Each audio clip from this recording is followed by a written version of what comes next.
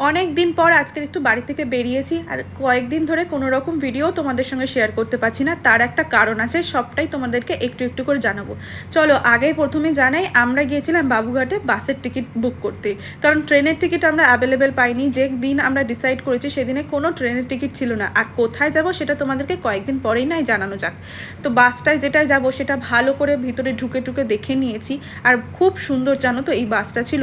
আমরা ওখানে টিকিটের ব্যাপারে সব কিছু জেনে টেনে নিয়ে ওখান থেকে আমরা গঙ্গা মাকে দর্শন করতে গিয়েছিলাম। বাবুঘাটে যাব আর গঙ্গা মাকে দর্শন করবো না, সেটা কি কখনো হয়? ওখানে মাকে দর্শন করে গঙ্গায় একটু জল নিয়ে তারপরে ওখান থেকে আমি বাড়ি ফিরে আসার চিন্তা ভাবনা করছিলাম, কারণ আমার না কয়েকদিন ধরে বেশ জ্বর আর মাথাটা যন্ত্রণা করছিল। কিন্তু চারিদিকে পরিবেশটা এত সুন্দর ছিল না, সেইভাবে দাঁড়াতেই পারছিলাম না, প্রচণ্ড মাথা যন্ত্রণা করছিল।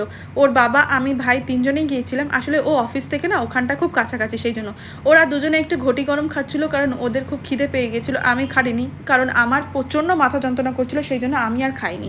ওখান থেকে আমি এক কাপ চা খেয়ে তারপর বাইকে উঠে পড়েছিলাম বাড়ি ফেরার তাড়াটাও ছিল, ছেলেকে বাড়ি রেখে গিয়েছিলাম। ওখান থেকে ভিক্টোরিয়াতে গেলাম, আর গেলাম না, ভিক্টোরিয়া দেখেছি।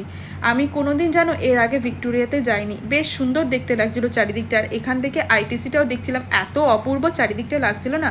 সত্যি কথা, চারিদিকে না বেরোলে না এই সৌন্দর্যটা এইভাবে অনুভব করা যায় না। আর বাড়িতে বসে থাকলে না সবসময় শরীর খারাপ ভাবই আসে। বাইরে বেরিয়ে শরীরটা বেশ ভালো লাগছিল। তবে আজকের মতো টাটা।